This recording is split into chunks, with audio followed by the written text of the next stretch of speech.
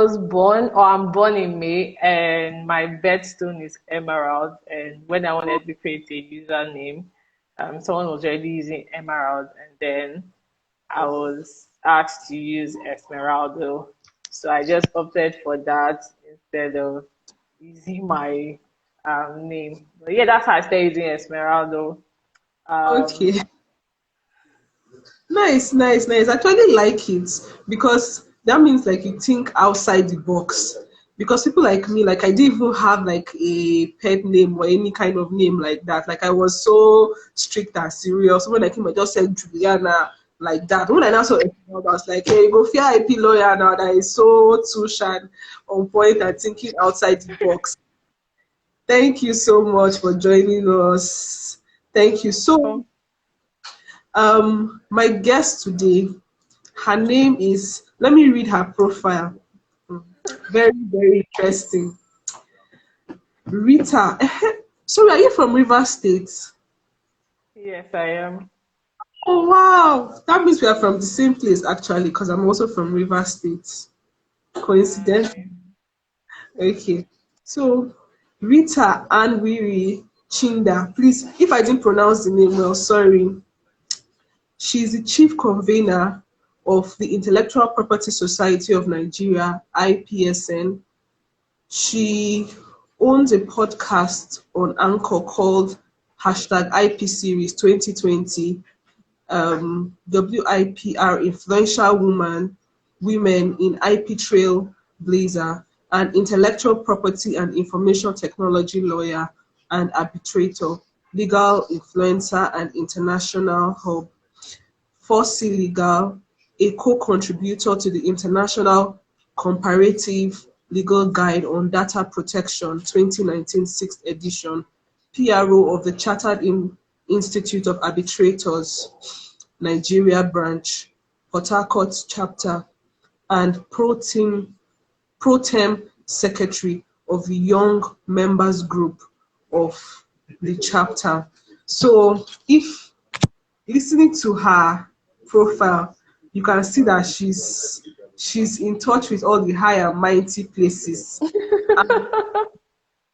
And for those of us that are here that are aspiring to also grow to such positions, I was like, please, can you come and tell us how we can actually move into the international space? So it's like we're actually building an IP practice starting from Nigeria, but going to the globe.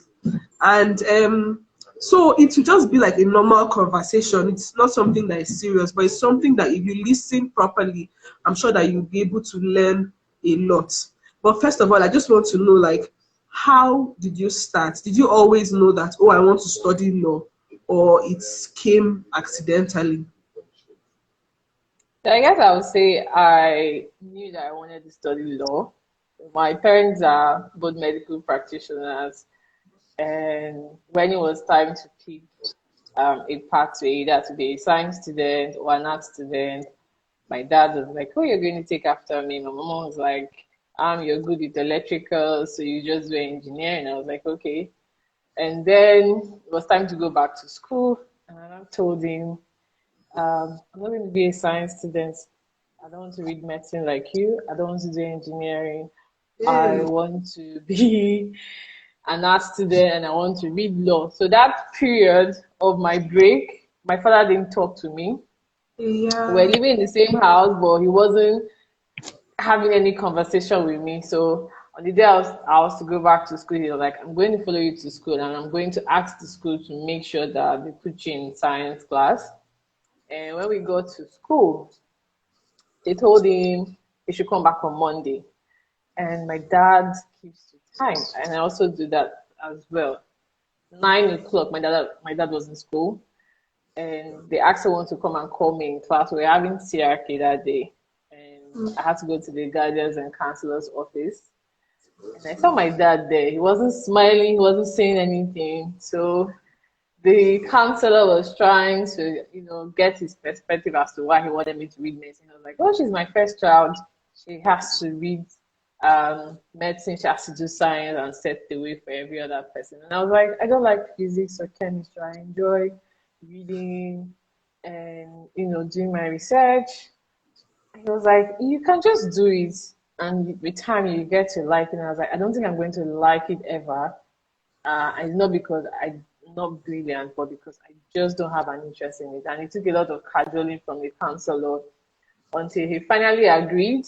And then he was like, he was going to choose my courses for me. So I was the only person offering, I think, about 13 courses then, as opposed to 8 or 9.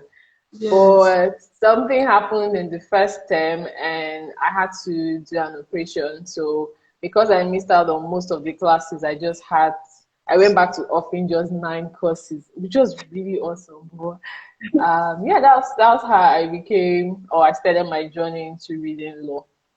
Okay, okay, nice. Me actually, my parents wanted me to study music, so I was like, no, I sing already, so I'm not going to go and spend another 4 years to just study music. Let me do something else. So my mother was like, okay, go and do something else, and then I told her to write like three of the courses that she thinks I can do, and then she put law, journalism, I mean law, theater arts, and mass comm. And then I got law, and I just went to start law. Not that if I had passion for it in the first place, but it's actually good to know that you actually had passion for this from the beginning. So by the time you started the law practice, so at what point did you find out that you wanted to specialize in intellectual property? Um, I guess I would say it was when it was time for me to go and do my master's. I didn't want to Oh, do like a general course because there was environmental law, there was oil and gas. I wanted something different, and because I'd done IP as an elective course in my final year, I just said, okay, I'll just go with IP. And then while I was searching for school, my father came again, like, oh, I want you to go to the US. And I was like, I don't like the US and it's too expensive. He was like, no. I told him, okay, we're going to do research. I'll look for the schools I want in the UK and I'll put the fees. And I'll look for schools in the US and put the fees. Then we'll decide. But in the course of searching, I now found out that the University of Derby was offering IP and IT together. And I was like, okay, that's interesting. And I opted for that. So one thing with my father is if you're having a conversation, you have to give him reasons why you want to do whatever you want to do. So I started by telling him like it's not just IP now. This is like a combination of both IP and information technology, and this is the new era. This is the fee. I didn't see any school in the US that had it. And I was like, okay, why must it be the UK? I've sure told you, and again, I feel if I go and come back, I'll have an edge over my mates here in Nigeria, and I know school in Nigeria is actually offering IP as an LLM course or IT as an LLM course as at then. And eventually he agreed, and I started the program, and I started enjoying it. By the time I started reading cases and we were talking about different cases in class, um, I just I just knew that that was like the right path for me. So I didn't go to law school before I did my LLM. I actually did everything oh, if I eventually went to law school. So by the time I went to law school, I was like, okay, I knew where I wanted to work.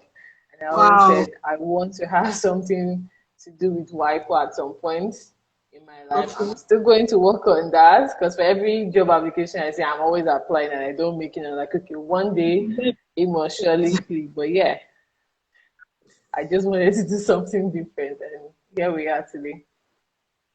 Okay, that's nice. Most of the IP practitioners that I've come across, maybe they had like an innovative side or a career side, and at some point they were a bit like confused. Maybe they were singing before, or maybe they were writing before or something. Did you have any creative side? Was it like your creative side that um, drove you to the IP practice, or it's just something that you just got into and you liked it, not as if you had like a creative, innovative side that brought you to it.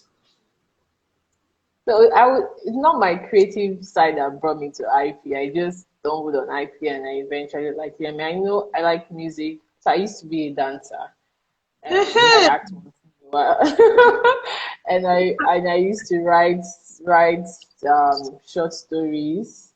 Okay. I attempt to do poems, but I'm not so good. Okay. But yeah, that wasn't the reason why I did IP. I just found out that IP basically interfaces with every sector. So even if you're a creative person, you still have the innovative aspect of IP where even the phones you're using, the house you live in, the materials used to build your house, the road, like everything runs on IP. And it got me thinking, if this sector is this big, why is every other person focusing on oil and gas and environmental? Because even in oil and gas and environmental law, they still have some bits of IP in it, even the pharmaceutical companies, um, the church you attend, the clothes you wear, everything. I'm like, okay, this is like where I'm meant to be. I want to be everywhere and Hey. also tap into everything. So it wasn't my creative side, but at least being a creative person too has also, and also being an IP practitioner, at least I try to be very careful when I'm doing my stuff, because I had an instance in school where I made a reference to someone's work, but I did not put the, and I was called in, and my lecturer stood in front of me. I was like, "Oh, if it's Rita, Rita, no, no, no, no, she's not that kind of person. Just let her go." And that was how I was able to scale through. But then it made me understand that there are people that really take these things really serious. It's Serious. something that we take for granted here in Nigeria. I bet that, um, except for now, when I was doing my dissertation, nobody in my school then was checking for plagiarism or whether I did my Yeah. um, writing well, but there everything is, everyone takes it really serious. If you're a creative person, you need to know your rights and how to exploit it, whether you're giving it out for free, for, you know, that's it. Okay. Okay, then I also wanted to know many people that want to go into IP. Some feel that it would be better for them to do their masters or all those things outside Nigeria. Like it gives you an edge. Like when people see where you schooled and all that. Like, do you think that it's actually true? Like doing your masters and all those foreign programs, like it actually boosts your practice or your knowledge better than doing everything here. Like by the time you go there, like you have like the foreign connection, you have like a maybe like a clique thing of people that did it there, and when you come to, you can easily say, "Oh, I schooled here, I schooled here," and people might take you more seriously. Like, is that what do you think about that? So what I tell people is that when you're searching for schools, especially when it comes to IP, you Yeah. have to look at the modules that they are going to teach you. Okay. So I know, like, after I did my master's and I started seeing other schools in the US that were offering IP, and I was looking at the models, like, I wish they were doing this at that time. I probably would have gone to this school. And then I had to like send inquiries as to whether they had like a PhD program, and they're like, no. I'm like, oh my God. Oh, So it's not about having an edge, because the truth is that IP in Nigeria is still developing, and most of the lecturers still don't have like a good idea or understand what IP is all about. So anyone that's going to teaching you IP in Nigeria basically just, it's more like copy and paste. IP is divided into four types. You get my point. So from my own angle, when I did IP, I had this lecturer, Mr. Oyimasa, and he was one that made me like IP. And he didn't just teach it because it was a new course, but he made us understand the importance of it. So if you're going to do or you want to delve into IP, I don't. It's not like it's really important for you to do a master's, because I know people that are well versed in IP, but they don't have a master's because they read widely. So you have to always read and always be on the lookout for current trends and hot topic, which is why the internet in this case now would help you, because if you're on Twitter, like most of my IP network on Twitter are mostly US, the UK, and the EU IP practitioners, and I see the interactions they have. it makes it really fun. But in Nigeria here, like everyone is sort of stiff and everyone is Yeah.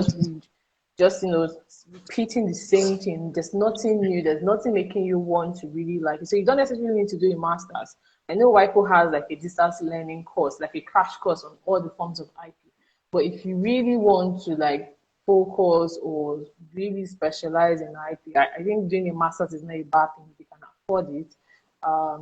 If you can't afford it, then subscribe to blogs, follow IP practitioners, follow all the IPOs, because that's what I do. If you check my LinkedIn or you check my Twitter, you see that I follow more people than people that follow me because I want to be in the know as to what is happening in my field. So I subscribe to a lot of blogs, Lexology, JD Supra, IPCat. I came across IPCat in the course of my master's, and I eventually reached out to Eleonora, and we got talking. And in the course of that, I've also met people. So the main thing is networking. You have to be ready to do the job when it comes to networking, because it's one thing to say, oh, I'm following Juliana on Twitter. So someone talked about corporate stalking. Are you liking Juliana's post? Are you commenting? Are you retweeting? All of those things. And the beauty of the internet is that you leave those digital print and you don't know that people are watching. So if you, maybe after this post, so if you make a post on Twitter, there's something called Twitter activity. If you click on it, it shows you the number of impressions that you've made online. And sometimes you Yes. might be amazed because when you look at what your likes and retweets, it doesn't show, like it doesn't correspond to what you're seeing there. And you're like, okay, so people are actually watching me. So the beauty of Call it is him, that while you're being, yeah, they call it monitoring spirit. Like you see that a lot of people are reading what you wrote, copying it, saving it, but they're not liking it. They're not yeah, commenting, but they're following. yeah. So you don't necessarily need to do a master's, but me, I decided to do a master because I really wanted to specialize in IP. But now the thing is that when you do IP in the developed countries, say it's the US or the UK or China or any of those countries, you have to pick a form of IP that you want to specialize in. You can't be a general IP practitioner. Whereas in Nigeria, when you do IP, you're going to be a general IP practitioner. So whether or not you really know anything on patents, it's like, oh yes, I'm an IP lawyer, I know everything. But you basically don't know anything, because if you decide to specialize, you now become more intentional as to knowing stuff within that particular IP. So there's this lawyer on Twitter, her handle is design law. All she does is design. Yes. Anything trade dress, design, patent design, that's all she does. And there was a period when she posted like a Google document of all the pictures that when you put it side by side, you know that the designs are similar. And she does it in a very interesting and informative way that you want to really know about this area. But then you also have people that try to make patent a bit more simpler than it is, because patent is a bit complicated. It's not just about knowing how to draw your claims. You really need to understand the principle of novelty or having new invention. That way is easier for you to advise your client properly. And in Nigeria, not every client is ready to pay for such services. So you just give them like a general advice at the end of the day. So in conclusion, if you have the funds for the masters, go ahead, because you get to meet people. I know if I need a reference or a referee right now, I can always reach out to my lecturer, Dr. Yorg. He was really helpful to me.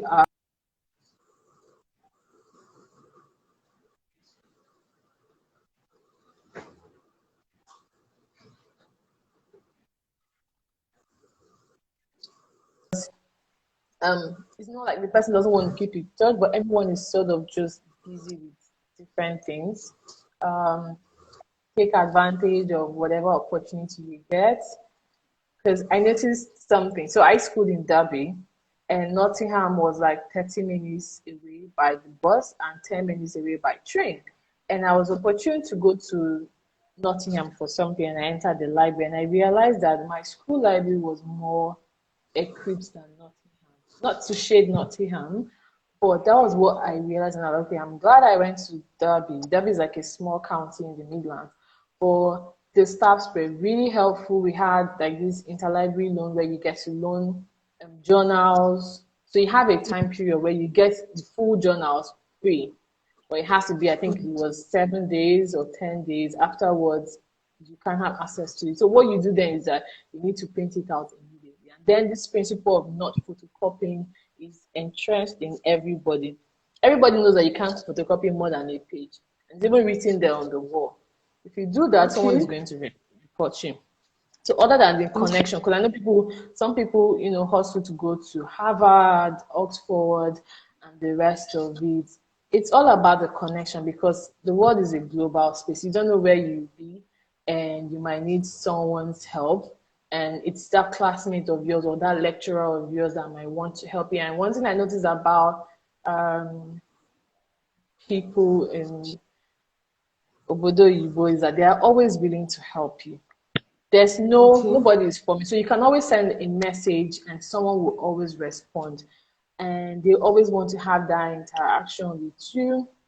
They're always ready to learn from you. So it's more like you have the opportunity to go into an informal mentorship with the person without actually knowing that you're going to a mentorship. Because I had one time I was in the library and my lecturer came to look for me and I asked him, how did you know I was here? He was like, oh, I know you're always in the library. I was like, okay, that's weird. And then he was like, well, I Yes. need you to do this for me. And I said, okay, I'll do it and send it to you. And I did, and I sent it. And I went to look for him one day and I met another lecturer. Then he was like, oh, I've heard about you. And this person doesn't lecture me. So the thing Yes. is, while you're doing your stuff, people are actually noticing you. Um, Yes. you have to actually, prove yourself not in a bad way or like trying to be in competition with anybody, but that people actually know that you're actually good in what you're doing. So I had an instance where there was this assignment that was given to us, and it was sure that I was the best. And then somebody now found like hot topic the morning of the day we were to submit, and that was how she beat me. And my lecturer was like, "Oh, Rita, just a little bit." And Kelly just came from nowhere, and I'm like, Kelly. But then you get to, it now puts you on your toe, like, okay, you have to do the extra work to make sure that you know what is currently trending within your space so that Yes. it's not like you're trying to outbest someone, but you just need to know what's up. Okay. Okay. I wanted to also know, for your practice after law school, that's after your master's and then you went to law school. Um, did you start practicing on your own, or you worked with other people and then you moved? And then, if you actually worked with some other people, what inspired you to go through that route? And would you advise people to start their practice off with someone first before they start their own personal practice? Okay, so when I finished law school, I was working at a relative's office, but not an IP firm. And then I came across a post by Senator Ihene. I'm sure you know Senator. He's lead partner at Infusion Lawyers. And I was like, Yes. okay, this is really interesting. And I checked out Infusion Lawyers. I didn't see any job opening. And I was like, okay. So one day I reached out to Senator on Facebook and we got talking. And I told him I wanted him to mentor me, and then he asked me some questions, and he was like, "Oh, you seem really knowledgeable in IP. Why don't you just send me your CV?"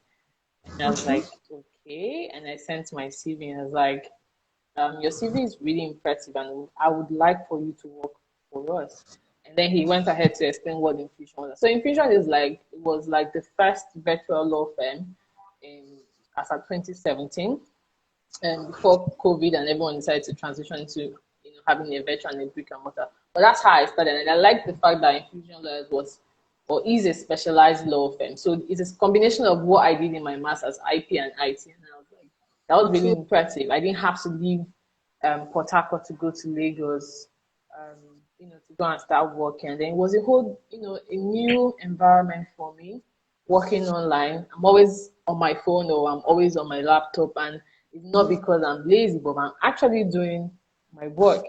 So I Yes. worked with Infusion for about 2 years and I think 5 months. So I worked till 2019 November, and I left on good terms.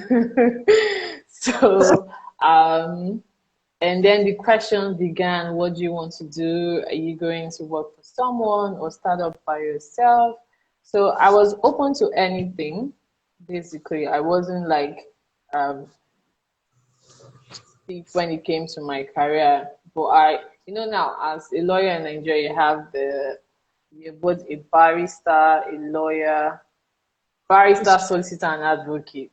So you have these three things, and you have to maximize all of them. So Yeah. while I'm waiting to get my WIPO job, Job. I decided to start.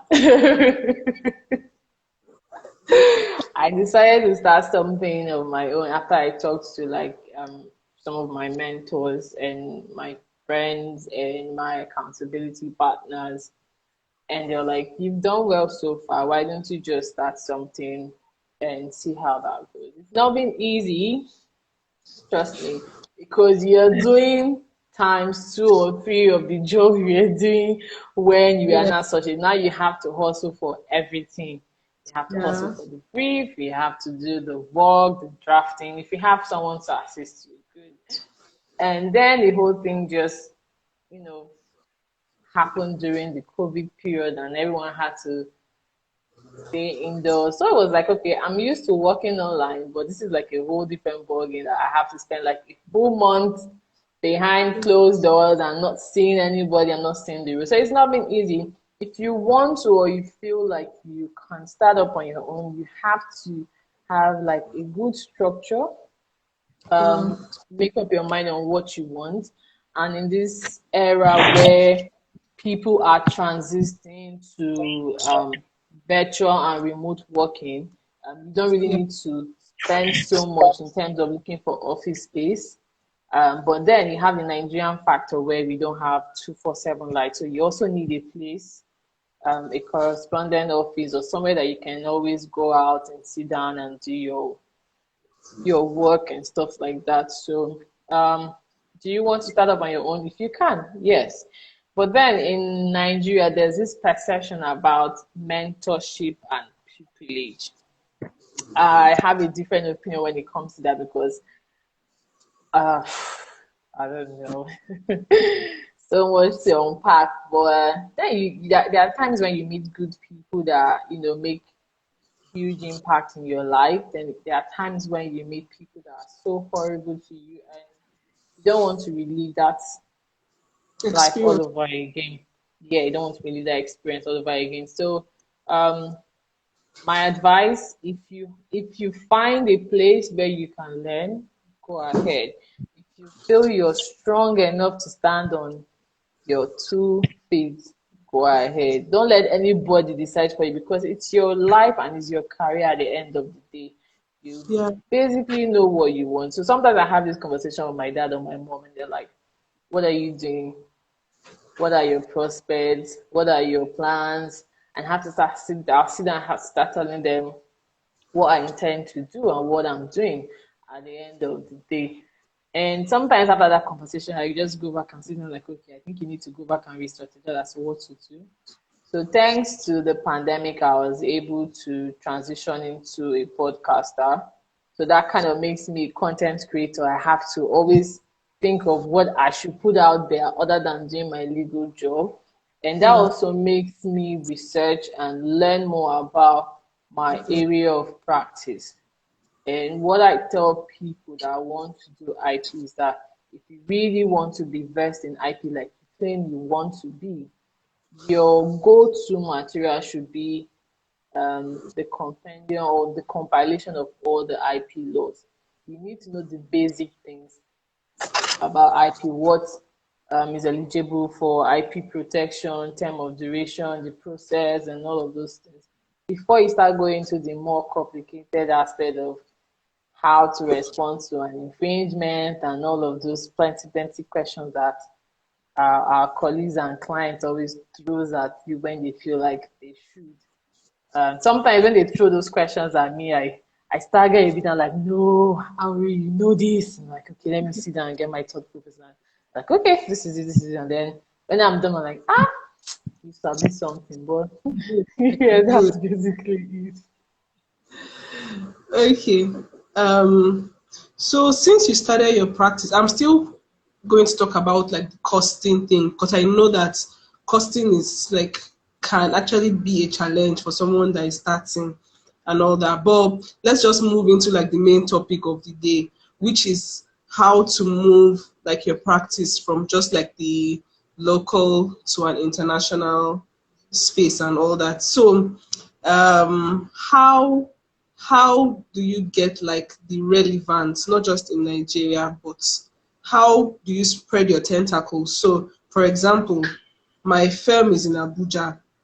How do I even spread my tentacles past Abuja to other states? That's first. Then, how do I move from those other states to now other countries, maybe even Africa, and then going around? Like, what are the things that someone that is starting can do? Either you have a law firm or you're working with someone.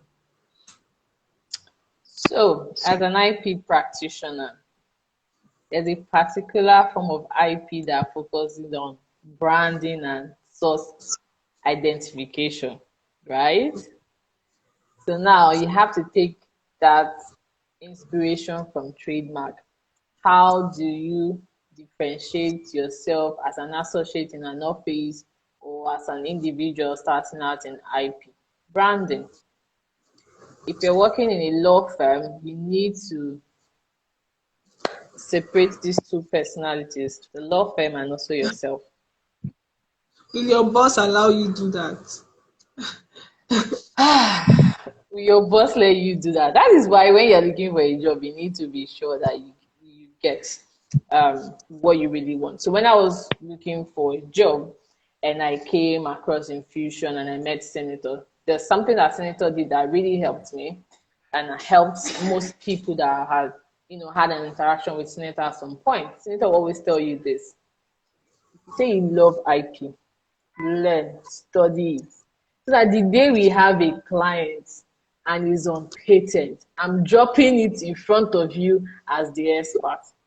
And then there are times where Senator will like, okay, I'm coming up with a list of emerging areas. Pick one, do your research on it. If we have a client, you are going to be our go-to person. Sparks. So now again, you have the internet where you interact with people. So your network, who are the people in your network? Who are you talking to? It's not just to come out and labash Buhari or be laughing at Trump or the famous, the most viral meme of all time, the meeting, Bernie Sanders meeting. So like you have to find a way to put yourself out there.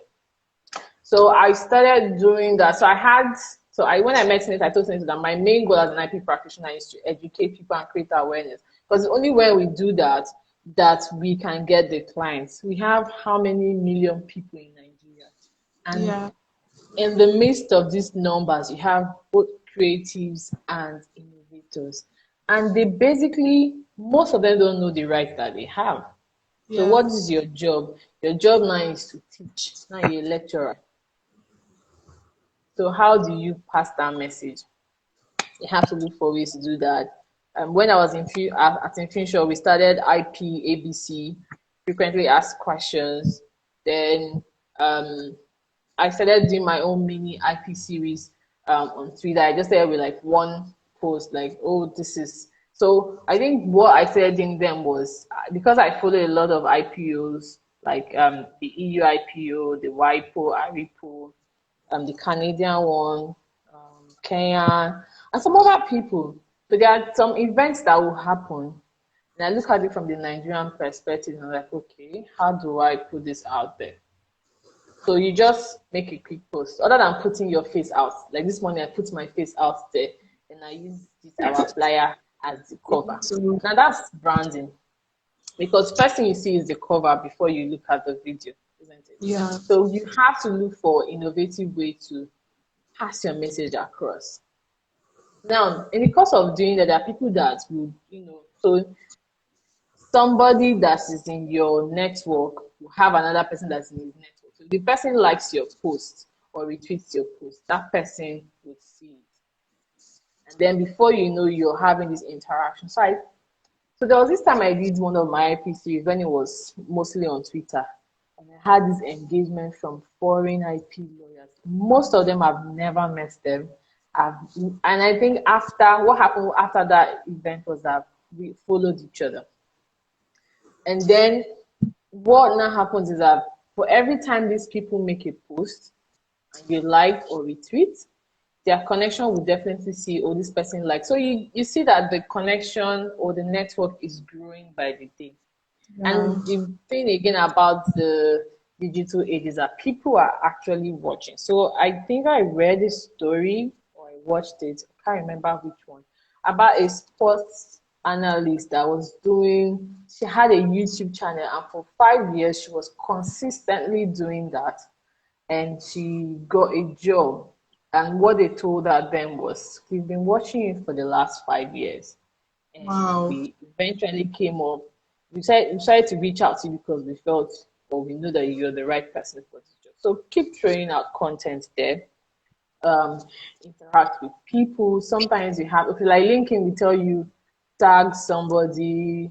There's always the option to tag. Facebook started the whole tagging thing, but people have not really maximized it on Facebook because Facebook is like a connection page, but the business minded pages. Insta, okay, let's start with LinkedIn. So on LinkedIn, what are you posting? So you know that your office will definitely have its own page. And sometimes you may be required to reshare the content that your office share. Now, other than that, what are you yourself sharing? What are you posting? What do you want to be known for? It's like the phrase that says, when you leave this world, what do you want to be known for? So what is that thing you want people to know you for? So I'll use myself because I'm the one talking. So let me use myself now. Now, in Port Harcourt, if you need to make any inquiries on arbitration, they always tell you reach out to Henry. And then when it comes to IP or IT, you hear coming like, oh, Henry is a go-to person because I've shown myself. And one thing I learned from my arbitration training was that the first set of people you do your training with are your first point of networking. So the people you went to school with are your first point of networking. Because those are the people that will give you those referrals that you never knew existed. So when you go to an event, what do you do? Do you just sit down and you press your phone or you say hi to the next person? I've attended an event where I got in and everyone was pressing their phone. And I found it really weird because in this era, you should not just be focusing on liking Instagram posts early in the morning or stuff like that. And I just told them, like, hi guys, we've been here for about a couple of minutes. And I think the best thing we should do in line with what we are doing here is introduce ourselves and meet ourselves. That way, it's easier for us to communicate. And then before Yeah. you know, you start to create like a circle. And after I did that, there was a lady sitting there behind me and she was like, oh, thank you so much for doing that.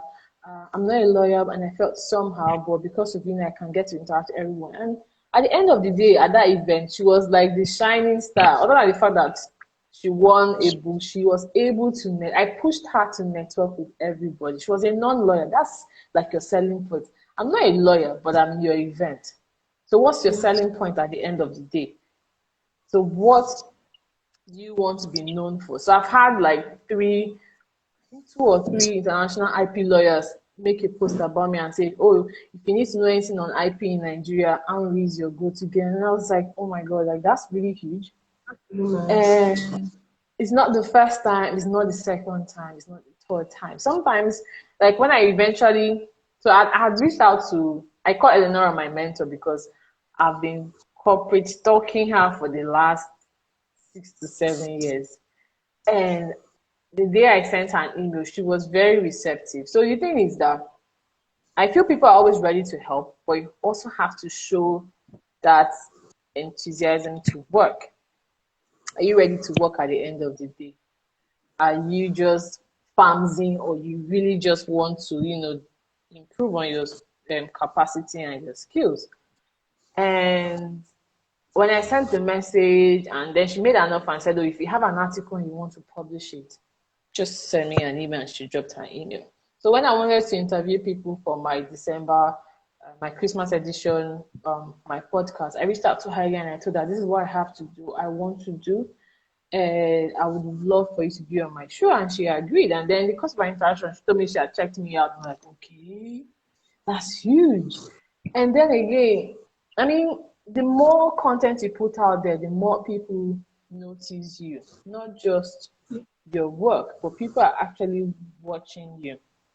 And if your goal, so I had a friend then that used to tell me that if, so he said one day, check your Facebook page. How many of these people do you really know? And I was like, I don't know half of them, but it's Facebook now. He was like, no, you should follow people that you really know, because your network determines what happens. And I sat down and I started deleting and deleting and unfriending. To get my point. So your next, I think, was it Hitler that they said he's the people that he has helped are people that are in his network. So if you've been following the trend within the last two days between Obama and the current Joe Biden, it's friendship.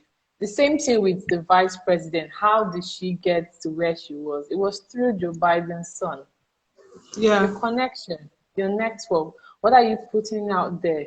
What are you doing that will, get people's attention? So there are people that when I come across their posts, it's not like I follow immediately, but I just go through your page and I see what message you're trying to pass across. People do that a lot, which is why sometimes it's advisable that if you have a page, you have to. So if you're doing something like an IP patron, you also have to have a separate page for posting your content for IP, and then you have your personal page.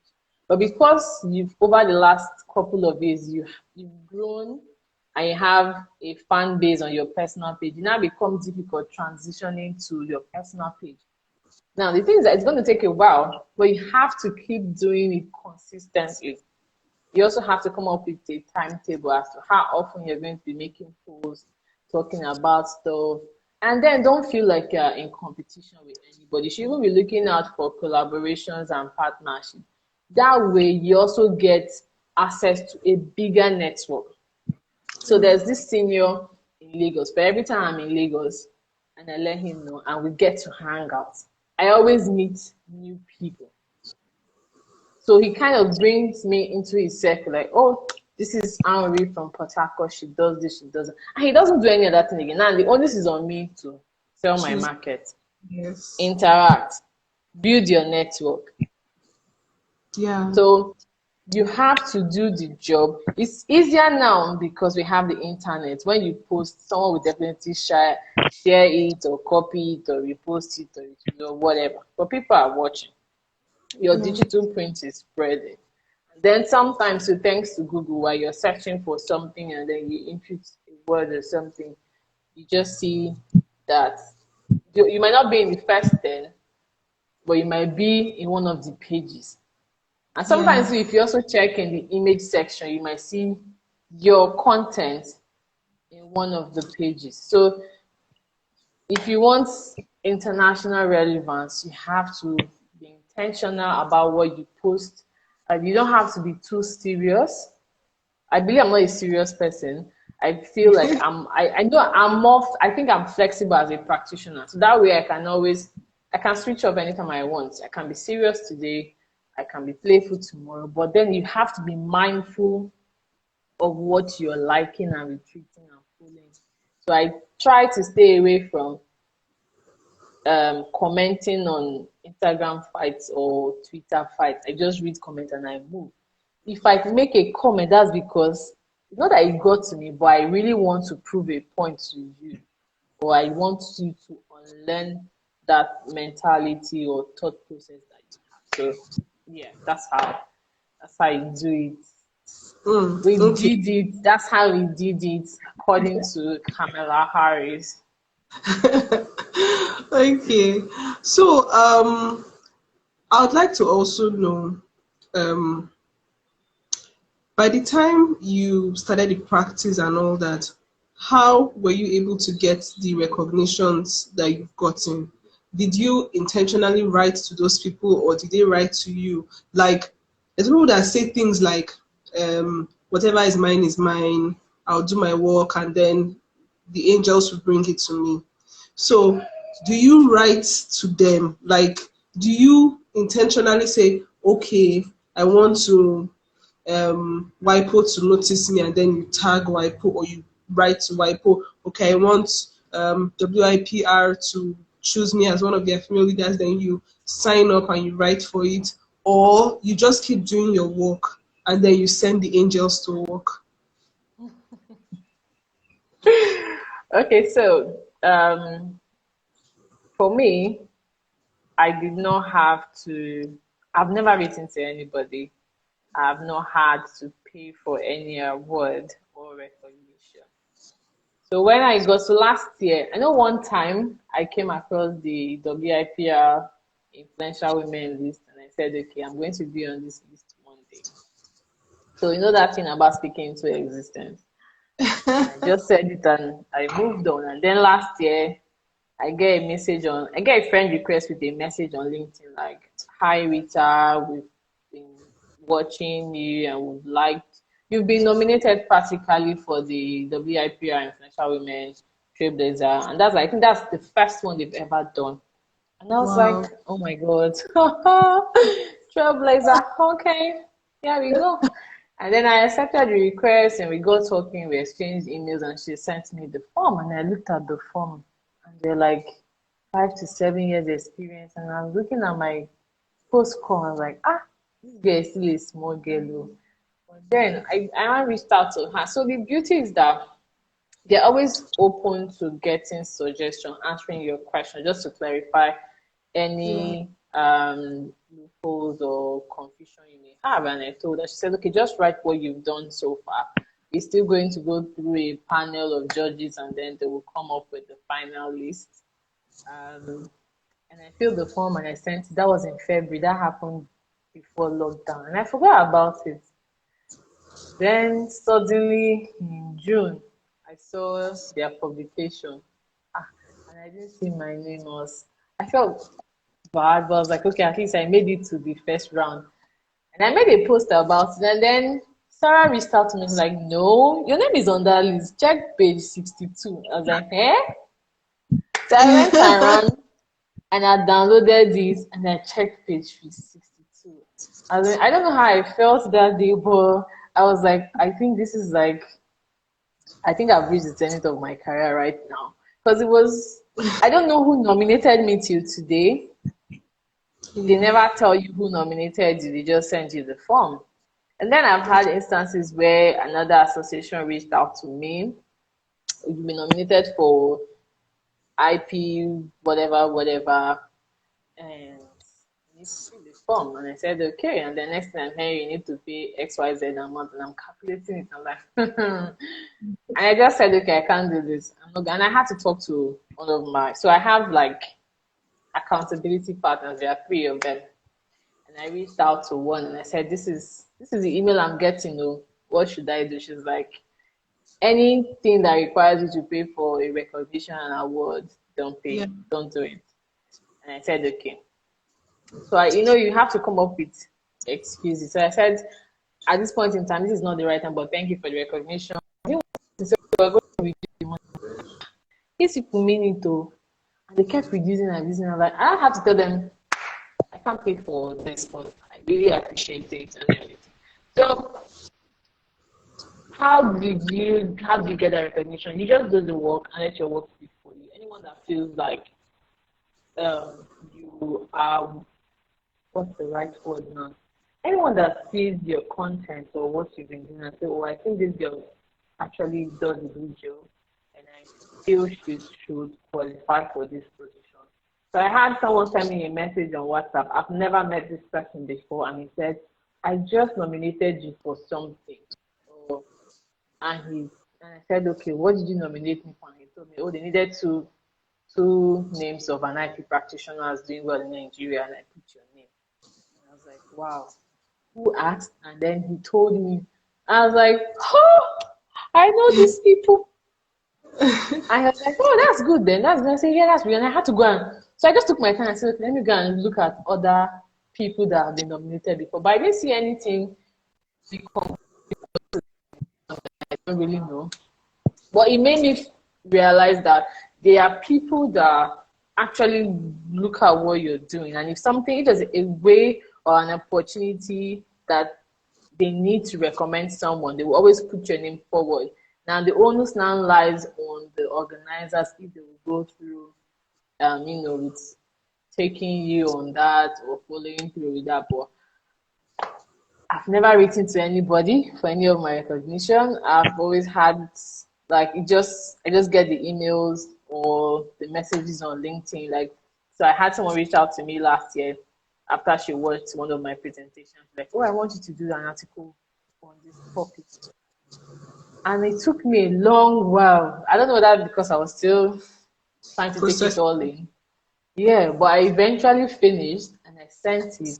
And she's like, oh, this is really good. I just do a minor edit if you're fine with it. So they still give you the opportunity to object or accept whatever corrections. And I'm like, that's fine, whatever you want to do. One is I've written and I've sent. So I haven't, like you said, I haven't written for myself. I've always had people nominate me, and I really appreciate it. It makes me, on days when I feel like really overwhelmed, I just think about it and like, okay, let me just keep going on. Because you have instances where sometimes you feel like you're doing so much, but you're not getting back what you're investing in. Then there are days when you're just like, okay, whatever, let me just, keep going. So yeah, that's it. Okay. It's actually good to hear your own perspective because I know I've listened to someone else that has a totally different perspective and it's also working for her. So what she does is like she reaches out and then she actually discovers that these people are open to the discussion, just as you said earlier, that sometimes not for the recognition itself, but even for like the mentorship or whatever, like you reach out and those people are actually open to listening to what you have to say. And that's what she uses, and it's been Yeah, I working. think I think the foreigners are more open when it comes to mentorship. So getting a foreign mentor is not hard. So I have a mentor in fashion law, um, Rosie Ballbridge. She wrote a book on fashion law in 2019. She also has a fashion law training that she does with um, Eleonora Rosati. They started that in 2019 as well. And the first time I reached out to her, she was very open. We exchanged emails. She ended up giving me her phone number. We set up a WhatsApp call. We had that conversation. So the room is they're always open. But I think when it comes to our jurisdiction, I don't know what the issue is. It's But I competition. feel like You feel yeah, like I'm not competing with you. I just want to learn from you. So I've had instances, sometimes I get overwhelmed by requests from people and I have to tell them, see, I'm still learning on this job. Then you have people that are telling you, even as you're learning, I want to learn from your level. you're teaching I'm me. serious. Yeah, so I try to take that model as well, whereby I try to be a bit open and flexible. I only get strict when people cross boundaries because I like people respecting boundaries. I feel boundaries sets the pace for how things should go or should be. Where you cross, so I had an instance one time when someone said, "I want you to be my mentor," and I said, "Cool." And next thing, the person is talking to me in a very funny way, and don't like I don't like the way you're talking to me. And he said, you get angry easily. I was like, if you really want this mentorship to work, then you need to respect boundaries. It's not about me being free or nice or accessible, but you must understand and respect my boundaries. You must also understand and respect accessibility. I gave you access to me doesn't mean you should talk to me or make some side comments or whatever. That's me being professional now. And we know within the legal space in Nigeria, seniority at the bar is very important. They don't joke with that in the profession. I told him, you're still a law student. You've never gone to law school. Those are the Mm, starters. So if you start this way, how do you now want to do well in practice? So that's the difference over there. So I've had instances too where someone has told me, oh, because of my schedule, I don't think this might work. But if there's a need to in future, definitely. So I think that's so one of my accountability partner just joined us. I call her my mm. chungi because we like South Korean movie. Faith is a blockchain. I call her my blockchain goddess. She's actually a blockchain goddess. But yeah. Okay. Fizzy Nindas, right? Yeah. Yeah. Thank you for joining us. Okay, so I think I'm almost done, and I think we've actually spent close to an hour. So Oh, we've really? seriously we've actually spent almost an hour. Um, uh, by the time you get all these recognitions and the clients start coming, and some start coming with things that you might not be skilled in. So maybe during your research and everything, you concentrated on, let's say, trademarks. And then you have people now that are coming with copyright, or you have people that are coming with industrial design, briefs, etc., or even litigation. And let's say you're not so strong in that and you just started your practice. How, one, how do you handle that when you do not have the skill for that? And then two, let me just make it a twin question. How do you bill when you are starting? Ah, good. Okay. For so like when I was talking about like IP, I talked about people that could specialize and people that could not specialize. And I think the beauty about being an IP practitioner in Nigeria is that you're a generalist assistant now. So you basically have to have an idea of each form of IP. Now, it's the client request and that makes you do an in-depth research on those areas. It's not that you don't know it though, but you're not yet a pro. But if you do your research and also have conversations with people that have been there before you, it now gives you a clearer picture as to what the person is talking about. So I know I talked about how someone will send questions to you and then it throws you off balance. But then when you now look at it, like, oh, I actually know this thing. So which and again, which is why it's very important that you know the law. So if someone now says, "Oh, I have an idea I want to patent," the first thing we know is that IP doesn't protect an idea. We have to see it in a fixed medium or an innovative work. So that's like your first answer. If you fail that one, that means you failed everything. So what I do when I have those requests, I have this idea, I'm like, this is your idea. What is it in form of? Just tell me about it. So when a person tells me like, okay, I think you should apply by saying I have a product and I want to do IP registration, but I don't have an idea about it. How do I go about it? Yeah. So a live case, I had a request from LinkedIn last year. Now we're moving to fees. And the person sent me first three questions. And I said, more professionally, send an official email and I'll send you my invoice. And this person sent me an email with extra questions. So in total, I had 7 questions to answer. Now, it's not like I didn't know, I knew the answers to this, but that would require me giving you a legal opinion on that. And I told him, in order for me to proceed, this is your bill. If you're fine with your bill, I'm going to send you an invoice. And the person went MIA. I didn't hear from him, radio silence.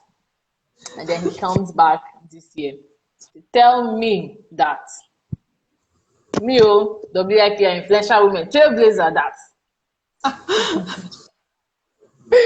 That the question they asked me, he and his team felt that the question they asked me was a basic one. So they didn't understand why I was charging them for a basic question. I felt insulted. That's one. And then I just told him, like I read that message twice. I just said, the thing you and your team felt was basic. You're coming to meet a professional that doesn't give free advice. And that was how I ended it. But then they said they wanted to work with me. So I sent them my bill. So now, when you're billing, you have to consider the level of expertise. Do you really know the job? If you don't know it, are you giving it out? Because sometimes there are instances where you might get the job, but you just use, I won't call it delay tactics, but in the course of the interaction, so you're doing back and forth email, and then you're also doing underground work, like interacting with fellow colleagues. So I have this brief. This is what I want to charge. What do I charge? Now I worked in a firm where when we are charging clients, everyone was involved when it came to fees. So it's not like it was a hidden thing. So I have a basic idea of what to charge you. But sometimes I don't want to overcharge. Because Nigerians don't like to pay for service. You give them a fee and they feel you're overbilling them. Meanwhile, you're meeting a professional that offers a service. It's not free. My knowledge is not free. And as a content person too, content creator, the knowledge is not, you're supposed to commercialize and exploit it, that be. That's where the thing comes in. So now you now have to, sometimes you have instances where you build someone and the person looks at your fee and you deduct it more than half and tells you, this is what I feel is the worth of this case. And you're like, do I take it or not? Then you now remember they say, so I saw a post a few days ago that, what did that post say? Something about set your fee. Something like that. It was posted by this an entertainment lawyer in the US. I don't know if you know him, knows. He does a lot of entertainment posts and events. And that got me thinking. So I'm going to set my fees. If you can afford to pay, you pay. But then again, you now have to look for an affordable model for people that maybe they don't really have the funds. So you Yeah. now opt for a a package that you feel you can let go of some profit. So I'm just doing it on a pro bono basis. So I can tell you, I will register your trademark, do some documentation for you.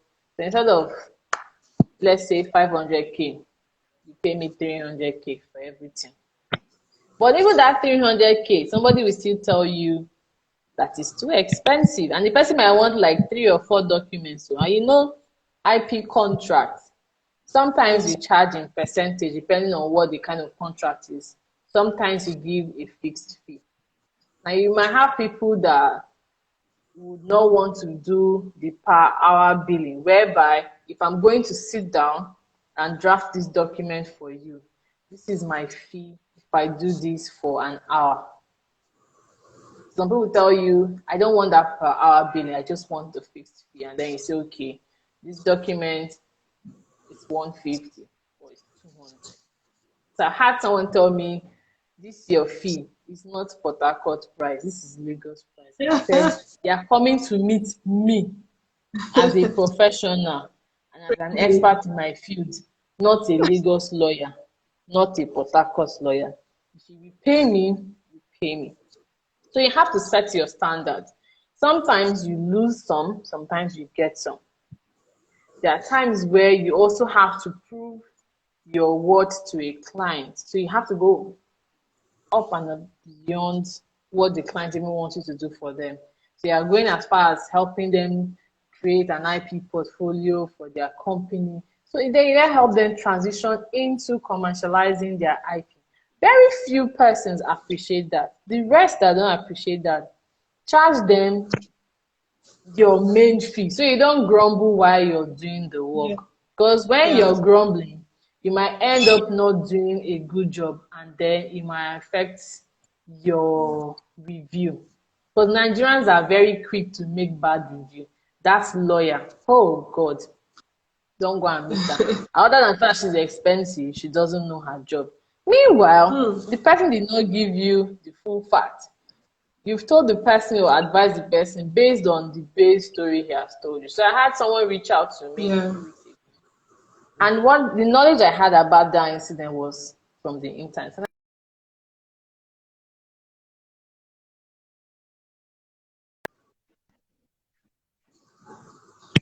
you now want us to have that interaction or communication. I need you to tell me the main story about this and not what I read online. But she wanted me to give her advice based on what I read online. And I will not shoot myself in the foot. I'm still Yeah. growing my IP career. I won't want anybody to mess it up for me because he wants, I must do what the person wants. Sometimes you have to make your client see things your way from a practitioner's perspective, from an Yeah. expert perspective that you know what you're doing. So it's not easy. Sometimes you might just have to swear inside and just do the job.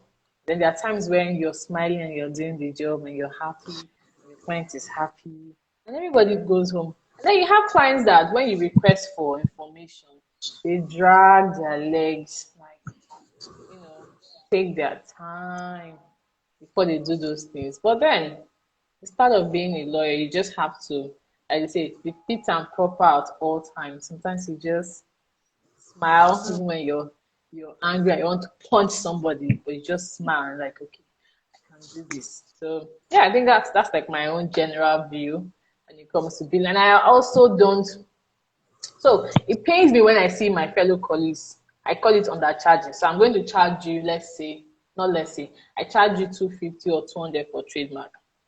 And then somebody is going to do trademark for 100K for 110. I feel like punching that person because you don't know, yes, you don't know that your job goes beyond just registering that work. You also have to advise the person on how to commercialize and build a proper structure whereby we can have the Nikes and the McDonald's in Nigeria. I don't think we have any strong trademark in Nigeria. I saw the top 50, was it top 50 or top 20 brands of 2021? No Nigerian brand is on that list because we just do things, we call it hustling. Make her Yeah. just get food for table. So you're not even interested in building that structure because you have brands like um so Disney has sub brands under it and they are making money from all of this and they have trademarks.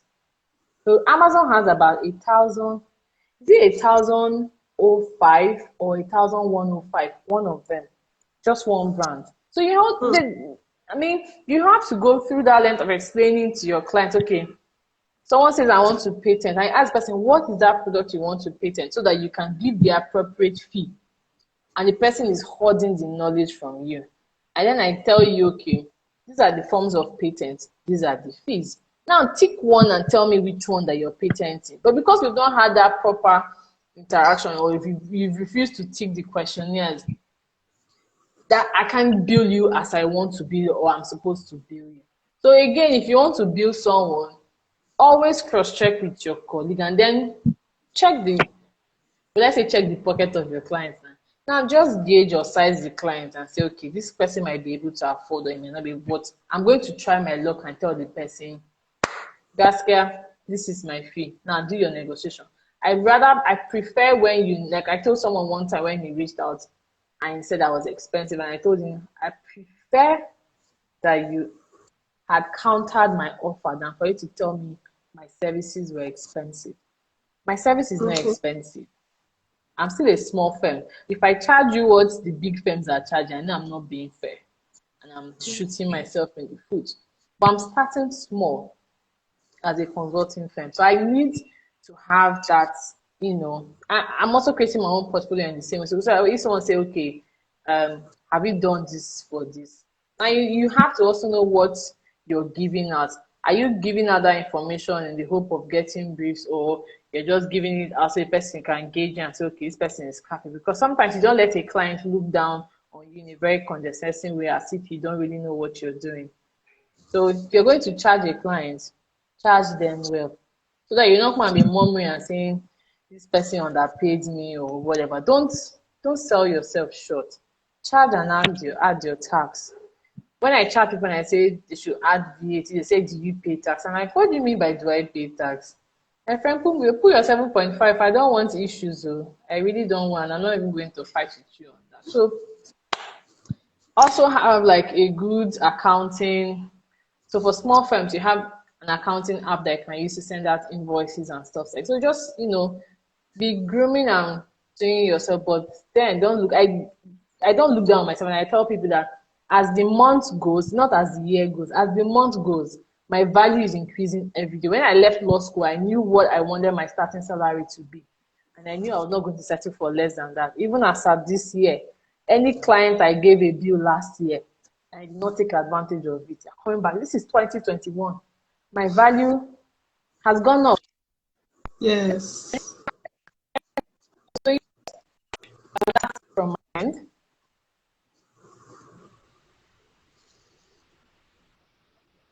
Okay. Can you hear me now? Because I think that the network, like, It's there buffering was a a. bit.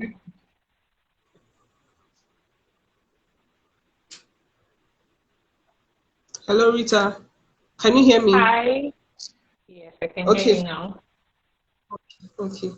So, like, thank you so much. I've actually learned like a lot. Me that has been practicing too, actually learned a lot from you and from all the things that you shared, from your story down, as in up to this point. And I remember how like I got to know you. I think I was seeing like your tweet on Twitter for a while and all that. And then I had something and I needed to make an inquiry. And I reached out to you and you were kind enough to direct me to someone else. And it was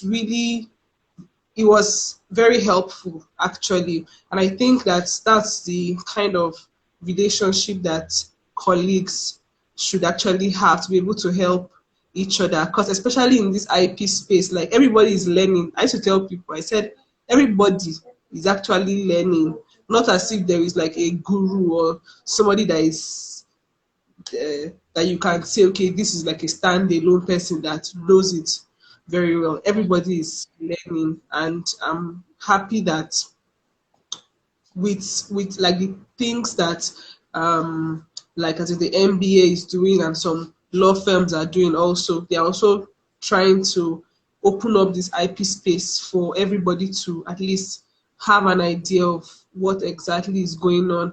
And I'm also happy for you with all the recognitions that you've gotten, and to see that you did not use that other lady's method of writing to people. Like people actually saw your work and they reached out to you, and that means people should go and study your work. That's what I'm trying to say. That if you don't want to be going through the method of writing to people, you want them to be reaching out to you, go and study Rita. Go to her 2000, go to her 2000 and I don't know, and study how she, that they'll be reaching to, and hopefully WIPO that you are looking for, they're in Nigeria now, you know. So, Yes. I so applied for that counselor job, oh, but God knows best. and the person there is actually very Yeah. Yeah. So it's really good. It's really good. get in touch with and everything. So hopefully, like it's already getting closer to us. It's already getting closer. All I Yeah. that want to work with WIPO. God will answer our prayer. Amen. Oh. Thank you very much for accepting this request to actually just share your story and to guide people on how to build their practice and have an international relevance for it and all that. Thank you so much. And aside from law that she's doing, just go to her page. You will laugh. She does different things with music or her hair, her makeup. She'll talk about how beautiful she is. So just when you have the time, go to her space and you actually have a nice time there. Thank you. Thank you so much, Rita, for joining Thank you us. for having me. Thank you. Thank you. Thank Have a you. lovely day. Yeah, you too. Have a good day. Okay, thanks. Bye. Bye. Thanks everyone for joining. Hopefully, we'll still meet next week, Friday. I have another interesting guest, and I'm sure that you'd love the interview also. Thank you. Bye. Bye.